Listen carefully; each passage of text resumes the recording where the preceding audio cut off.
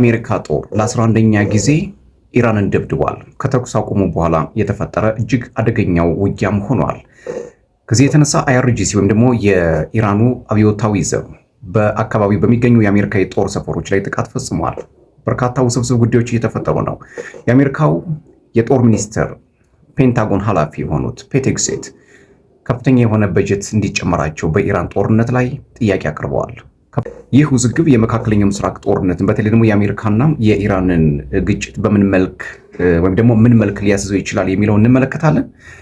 አሜሪካ በኢራን ወታደራዊና መሰረተ ልማት ኢላማዎች ላይ ተደጋጋሚ የአየር ድብደባ ማካሄዷን ተከትሎ ኢራን በምላሹ በባህሬን፣ ኩዌትና ዮርዳኖስ በሚገኙ የአሜሪካ ወታደራዊ አቅሞችና መሰረተ ልማቶች ላይ ከባድ የአጸፋ እርምጃ መውሰዷን አስታውቃለች።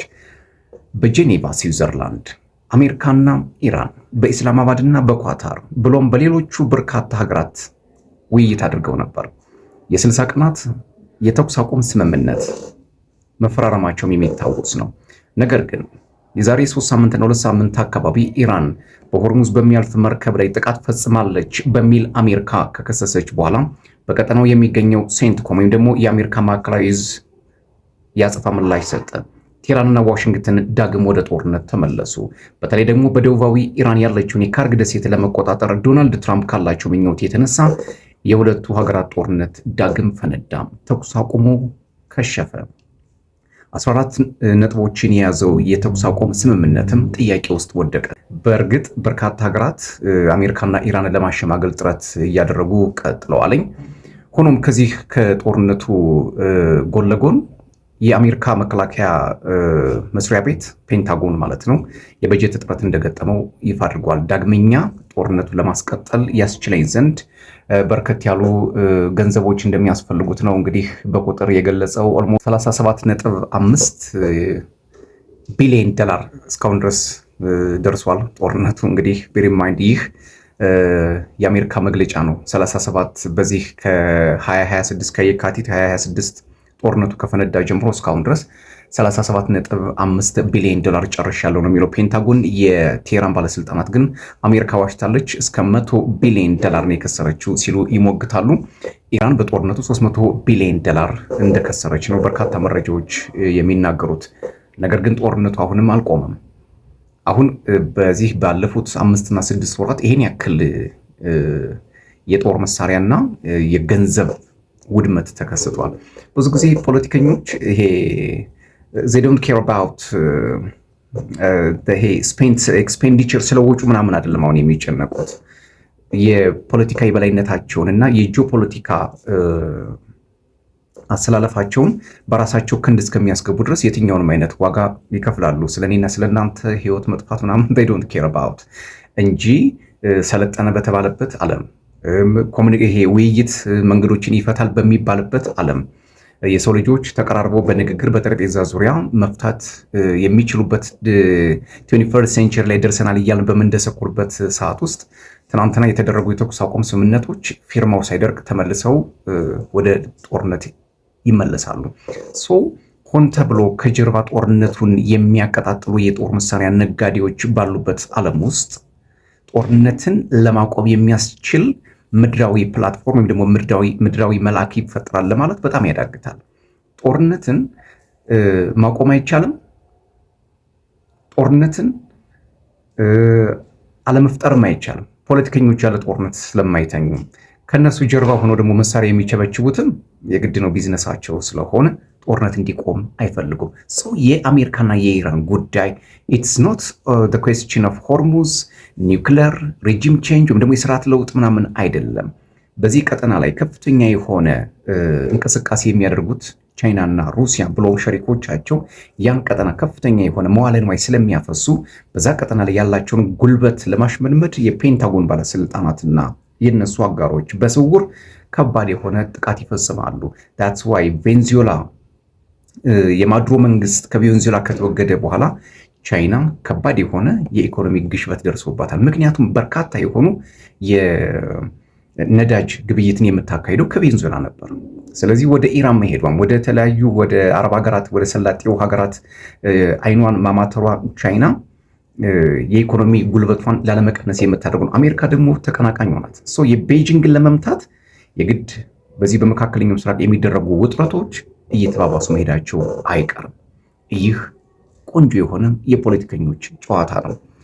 እንግዲህ ቴህራን የአሜሪካ ጦር ለ11ኛ ጊዜ መደብደቡን ተከትሎ እሷን በጎረቤቶቿ ላይ ከባድ የሆነ የአጸፋ ምላሽ የሰጠች ቀጥላለች። የባህሬን አየር መከላከያ ሰራዊት ከኢራን የተሰነዘሩ በርካታ ሚሳኤሎችና ድሮኖችን በአየር ላይ ማክሸፉን የገለጸ ሲሆን ሀገሪቱ የአየር አደጋ ማስጠንቀቂያ ደወል በማሰማት መከላከያን በከፍተኛ ዝግጅት ላይም አድርጋለች። እንግዲህ በቀጠና ውስጥ ካሉት በርካታ የአሜሪካ ጦር ሰፈሮች የሚገኙባቸው እንግዲህ አንዷ ከሆነችው ባህሬን ኢራን የአጸፋ መልስ እየሰጠች ትገኛለች። በዚህ የአጸፋ መልስ እንግዲህ የአሜሪካ ሎጂስቲክ ወታደሮችን ጨምሮ ማለት ነው ከባድ ጉዳት እንደደረሰ አብዮታዊ ዘቡ ይናገራል። ፔንታጎን ግን ይህንን ሚስጥር ደብቆታል።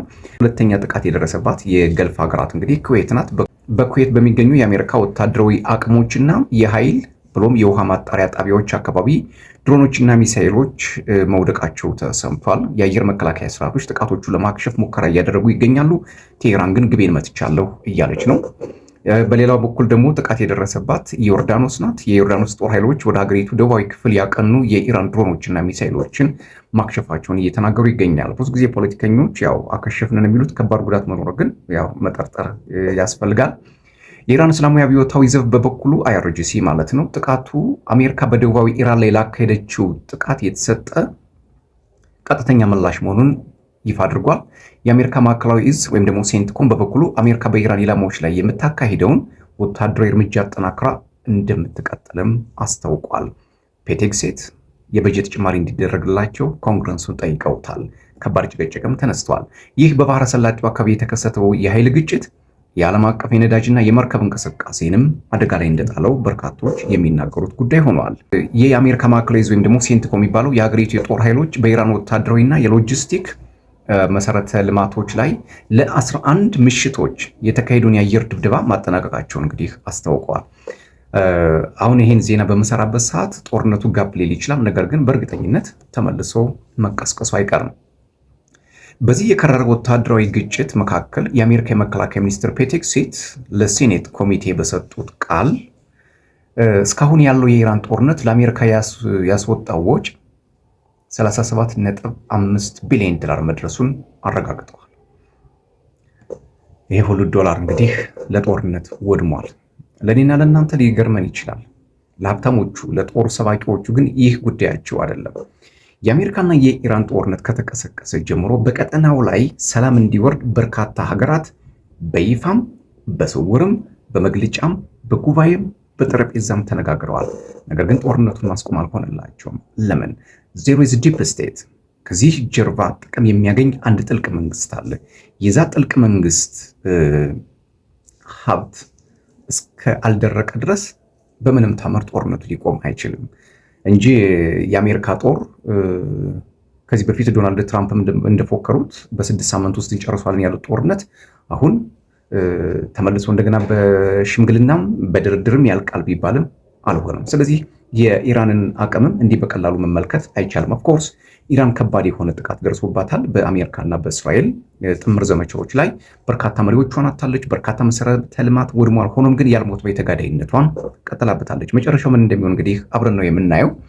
ሌላው ይህን ጦርነት ለመፍታትና የመካከለኛው ምስራቅ ቀጠና በተለይ ደግሞ የገልፍ ሀገራትን ውጥረት ለማብረድ አሁንም ድረስ ጎረቤት ሀገራት ዝምታቸውን አልቀጠሉም። ኦልሞስት አንዳንድ ሀገራት ዝምታቸውን እየሰበሩ ነው።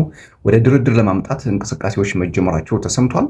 የአልጀዚራና የቢቢሲ ዘገባዎች እንደሚያሳዩት ከሆነ የግብፅ የውጭ ጉዳይ ሚኒስትር ባዳር አብደላቲ በተባበሩት አረብ ኤምሬቶች ባደረጉት ጉብኝት ከኤምሬትስ የውጭ ጉዳይ ሚኒስትር አብደላ ቢን ዛይድ አልናህያን ጋር መክረዋል። የመከሩበት እንግዲህ ዋናው ትልቁ ጉዳይ አሁን ባለው ውጥረት ላይ ነው። በዚህ በቀጠናው ላይ በተፈጠረው ዳግም ባገረሸው የአሜሪካና የኢራን ጦርነት ነው። የግብፅ የውጭ ጉዳይ ሚኒስቴር ባወጣው መግለጫ እንዳስታወቀው በሁለቱ ሚኒስትሮች የተገናኙት ሚኒስትር ባድር አብደላቲ ወደ ፊሊፒንስ ከሚያደርጉት መንገድ ላይ አቡዳቢ በነበራቸው ቆይታ ነው። በውይይቱ ወቅትም የሁለቱን ሀገራት ታሪካዊና ስትራቴጂካዊ ግንኙነት ከማጠናከር ባለፈ በቅርብ በመካከለኛው ምስራቅ የደህንነት ሁኔታዎችና በቀጠናው ሰላምና መረጋጋትን በማስፈን ዙሪያ በሰፊው መምከራቸው እንግዲህ በርካታ የመገናኛ ብዙሃን መዘገባቸው ተመላክቷል። ጦርነቶች ለምንድነው በድርድር የማይቋጩት? ጦርነቶች ለምንድነው በመግለጫ የማይቆሙት? ጦርነቶች ለምንድነው በጠረጴዛ የማይፈቱት? ብሎ ጥያቄ ማቅረብ ያስፈልጋል። ከጦርነት የሚገኝ ጥቅም እስካለ ድረስ ጦርነት እንደማይቆም ክቡራን አድማጮቼና ተመልካቾቼ ማወቅ ይኖርባቸዋል። ፖለቲከኞች የትኛውንም ጥቅም የሚያገኙበትን ጦርነት ያስቀጥላሉ። ፖለቲከኞች የትኛውንም አቅማቸው ሊያሳድግላቸው የሚችል ጦርነትን ከመፍጠርና ከማስፈጠር ወደኋላ እንደማይሉ መገንዘብ ያስፈልጋል። በበርካታ የዓለም ታሪክ ውስጥ ጦርነቶች ይቀሰቀሳሉ፣ ጦርነቶች ይካሄዳሉ፣ ጦርነቶች ይቋጫሉ። ነገር ግን አሁን የተፈጠሩት በተለይ ደግሞ የሩሲያና ዩክሬን ጦርነት መመልከት ይቻላል። የሱዳን ጦርነትን ማየት ይቻላል። የመካከለኛው ምስራቅ ግጭት ግን ለምንድን ነው ይሄን ያክል ገዝፎ በዓለም ላይ የወጣው የሚለውንም ጥያቄ በደንብ መመልከት ያስፈልጋል። እንግዲህ ከጂኦፖለቲካ ወይም ደግሞ ከስልታዊ ቦታን ለመቆጣጠር ሀያላኑ በዚህ ቀጠና ላይ በተለይ ደግሞ ከባድ የሆነ የነዳጅ ምርት በሚገኝበት በመካከለኛው ምስራቅ ቀጠና የቻይናና የሩሲያን የበላይነት ለመግታት የግድ አሜሪካና ሸሪኮቿ ይህንን ትግል ማድረግ ይኖርባቸዋል። ለእኔና ለእናንተ ኔቶ ወይም ደግሞ ሌሎች የአውሮፓ ህብረት አባል ሀገራት አሜሪካን የሚረዱ ወይም ደግሞ አንረዳም ብለው ሲናገሩ ልንሰማቸው እንችላለን። ነገር ግን ከጀርባ ያለው ጨዋታ ሌላ ነው። የዩክሬን ጦርነት እኮ በዋናነት የሚቀጥለው የኔቶ በምስራቅ ፍላንክ በምስራቅ አቅጣጫ መስፋፋትና በደቡብ በአርክቲክ ሴንትሪክ የሚያደርገው ግስጋሴ ሩሲያን የህልውና ስጋት ስለፈጠረባት ነው።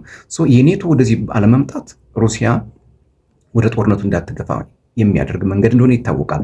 ነገር ግን የዩክሬንን ሀብት ለመመዝበርና ዩክሬንን በዚህ ጦርነት ውስጥ በማስገባት የራሳቸውን ሀገር ለመገንባት የሚፈልጉት ታላላቅና ጉረቤት የአውሮፓ ሀገራት ዩክሬንን ወደማትወጣው ማጥ ከተዋታል። አሁን የዩክሬን ፖለቲካም እየተቃወሰ መጥቷል። ጄኔራል ሴርስኪ ዋናው የጦር መሪ የነበሩት ከዘለንስኪ ጋር ባለመስማማታቸው ስልጣናቸውን ለቀዋል። ጦርነቱ ለምዕራብ አውሮፓ ትልቅ የሆነ ጥቅም አለው። ለምስራቅ አውሮፓ ፖለቲካ ግን እጅግ ውስብስብ እየሆነ መጥቷል። ከ2014 ጀምሮ እስካሁን ድረስ የሩሲያና ዩክሬን ጦርነት ወጣ ገባ እያለ ቀጥሏል። ነገር ግን ከ2022 ልዩ ዘመቻ በሚል ሩሲያ ወደ ዩክሬን ከገባች በኋላ አሁንም ድረስ ጦርነቱ አልቆመም። ከጅዳ እስከ ለንደን፣ ከሪያድ እስከ ኢስታንቡል ድረስ ከኔቶ እንዲሁም ደግሞ ከብራሰልስ እስከ ቤጂንግ እስከ ዋሽንግተን እስከ ለንደን እስከ ሙኒክ ድረስ በርካታ ጉባኤዎች ተደርገዋል የዓለማችን ጦርነት ለማስቆም። ነገር ግን በዚህ መካከል አንድ የተረሳ ጦርነት አለ። ያም የሱዳን ጦርነት ነው። የጥቁር ነብስ ለነሱ በጣም ርካሽ ነው። የነጭ ጦርነት ግን ሚዲያ አለው። እንደዚህ አይነት ጠቅለል ያሉ መረጃዎችን እና ጉዳዮችን በትንታኔ መልክ ወደ እናንተ እያደረስኩ እቀጥላለሁ። አዲሱን የዩቲዩብ ቻናሌን ሰብስክራይብ፣ ላይክ፣ ሼር፣ ኮሜንት እያደረጋችሁ ቤተሰብ እንድትሆኑ የአክብሮት ግብዣዬ ነው። ሰላም።